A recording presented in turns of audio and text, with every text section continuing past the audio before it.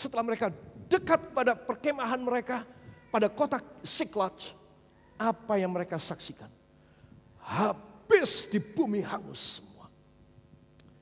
Ternak, istri dan anak-anak laki, anak perempuan, orang-orang tua hilang entah kemana. Mereka turun dari kuda masing-masing dan semua jatuh ke tanah. Semua menangis, 601 laki-laki. 601 laki-laki jatuh ke tanah. Menangis, meraung-raung.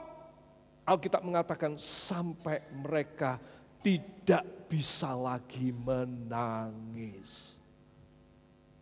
Ini adalah ungkapan dalam kesimpulan cacat hatinya. Saudara, hilang harapan mereka bahwa mereka akan memberikan kekayaan, rampasan ini kepada keluarga masing-masing. Hilang, tidak tahu kemana.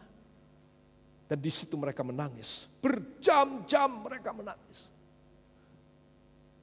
Yang sudah selesai menangis, mencari batu. Mencari apa? Untuk apa? Merajam Daud. Dalam hati mereka dongkol gara-gara kamu. Karena istri anak-anakku hilang semua.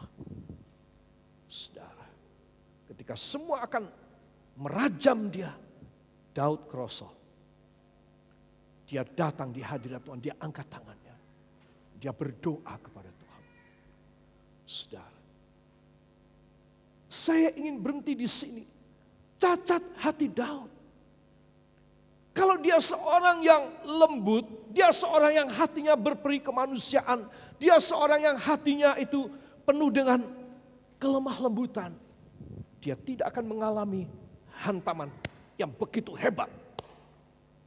Seorang yang hatinya lembut tidak akan mengalami sesuatu yang berat dalam hidup. Tidak. Yakinlah. Kenapa? Karena dia mempunyai hati yang lembut. Dia sudah memiliki satu sifat Allah dalam hidupnya. Allah tidak akan membiarkan dia menderita sesuatu ancaman atau sesuatu musibah dan bencana yang dahsyat. Tidak. Lain dengan Daud. Dia seorang yang tegaan, seorang peperangan, seorang tidak pernah kenal takut. PD-nya luar biasa. Saudara, ayo ini menjadi pelajaran buat kita. Ini pelajaran kejiwaan. Mulai sekarang kita minta supaya hati kita makin lembut. Amin. Saya bilang ini tidak laki tidak perempuan, ya. Semua orang. Ada orang laki lembut hatinya, suaminya lembut, istrinya wah batu karang. Saudara. Jadi tidak laki tidak perempuan. Ini tentang hati. Itu sebab kita semua harus dirubah. Kenapa Daud mengalami berkali-kali berulang. Rasanya 1-2 Samuel masih disambung 1-2 raja-raja. 1 raja-raja itu isinya tentang bencana, pemberontakan kepada Daud, hukuman buat Daud, keadaan yang berat buat Daud, kekurangan dan kemiskinan, diburu-buru bahkan oleh mertua.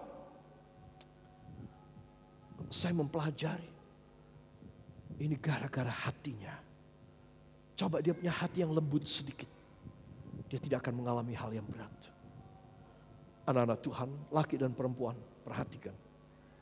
Kalau kita tidak mau cacat hati, kita harus belajar mempunyai hati yang lembut. Hati lembut itu hati yang bisa dipercaya. Engkau bisa dipercaya bidang apa aja oleh Tuhan. Engkau bisa dipercaya. Tuhan tuh melihat hatimu soft, hatimu benar. Tuhan senang dengan orang sedemikian. Kita membaca dari 3 buku ini, 1 Samuel, 2 Samuel, 1 Raja-Raja. Hidup Daud ini sering kali terlunta-lunta. Memang pada akhirnya dia dibikin jaya oleh Tuhan. Hanya karena dia mempunyai satu sifat yang baik. Dia setia kepada Tuhan. Itu aja. Bahkan Alkitab mengatakan hatinya adalah hati yang nempel sama Tuhan. Hati yang nempel sama Tuhan.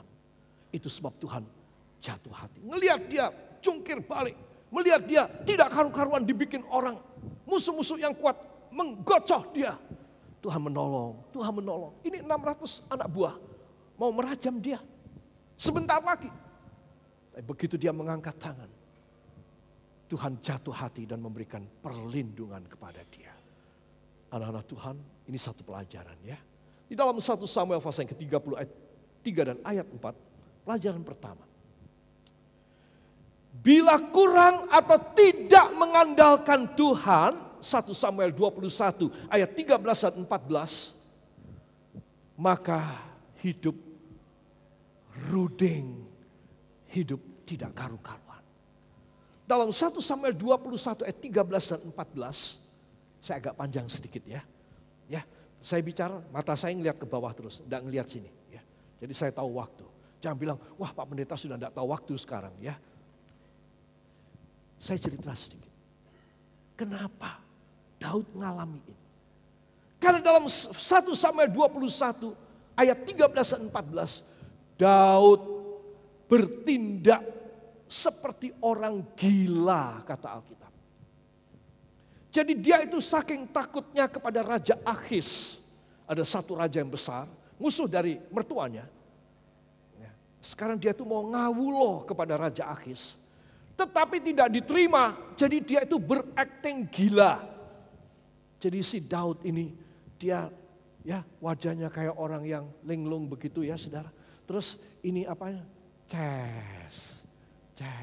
Terus dia omong-omong sama pintu di istana, ya, omong-omong, ya. Terus kemudian dia nangis, dia berakting kayak orang gila, menulis-nulis di pintu.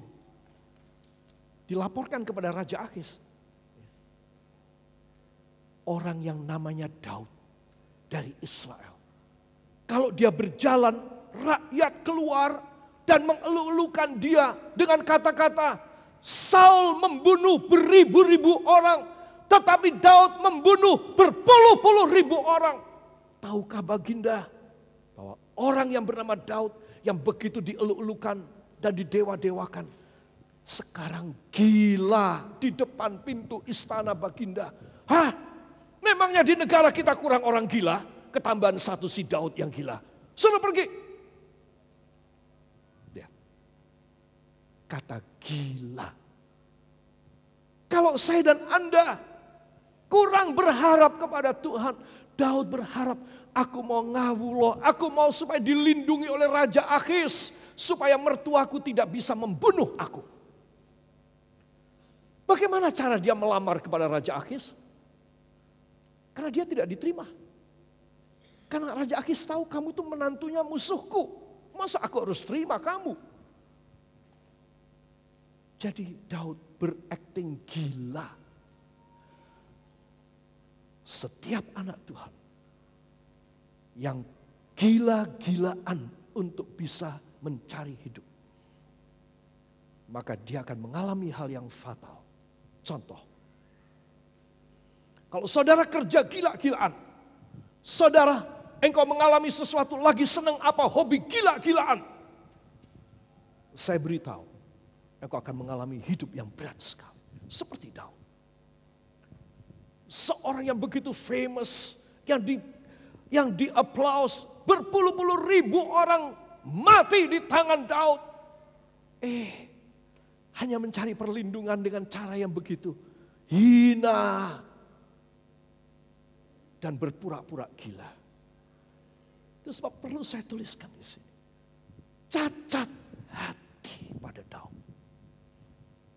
Biarlah mulai malam ini kita datang berkata, Tuhan ampuni hamba. Hamba orangnya keras sekali. Hamba orangnya tinggi hati. Hamba orangnya sombong dan congkak. Hamba orangnya kalau sudah punya mau kayak begitu. Tidak peduli kehendakmu apa. Saudara mau datang di ujung kakinya. Engkau akan terhindar dari kegilaan-kegilaan. Engkau akan terhindar dari tangisan yang sampai engkau tidak bisa menangis lagi. Engkau terhindar dari cacat hati. Kalau saya dan Anda datang dengan hati yang tulus kepadanya, kita mau datang kepada yang berkata, Tuhan tolong ampuni hamba. Untuk semua macam hamba yang telah lakukan. Hamba mau datang kepadamu. Hamba mau bertanya kepadamu ketika ancaman dirajam batu. Daud melihat. Dia tahu dia kroso. Langsung dia mengangkat tangan, dia minta tolong. Poin kedua, bila tanya kepada Tuhan, walau seperti apapun kita ini jeleknya di mata Tuhan. Tapi kalau kita mau mengangkat tangan dan bertanya kepadanya, maka Tuhan akan memberkati kita kembali. Di dalam 1 Samuel 30 ayat 19, Tuhan berkata, pergi, aku menyertai kamu. Karena kamu sudah angkat tangan. Aku mau bikin apa lagi? Masa aku nolak kalau kamu angkat tangan? Kalau kamu menyerah, kamu angkat tangan, aku bantu. Maju. Ayat 19 dari pasal 30. And David recovered all. Dan Daud meraih kembali. Dipulihkan, recovered, mendapat kembali semua yang hilang. Istri, anak laki, anak perempuan, ternak, orang tua. Tidak ada satupun yang dibunuh oleh musuh. Semua kembali utuh kepada Daud. Kenapa? Dia sadar, aku pernah gila-gilaan. Tapi aku bertobat. Sampai aku tidak bisa nangis lagi. Sekarang aku angkat tangan. Dan Tuhan memberkati aku dengan kemenangan. Lihat, Tuhan mudah berubah. Tuhan mudah jatuh hati. Engkau mempunyai Allah seperti Dia. Kau mempunyai segala-galanya.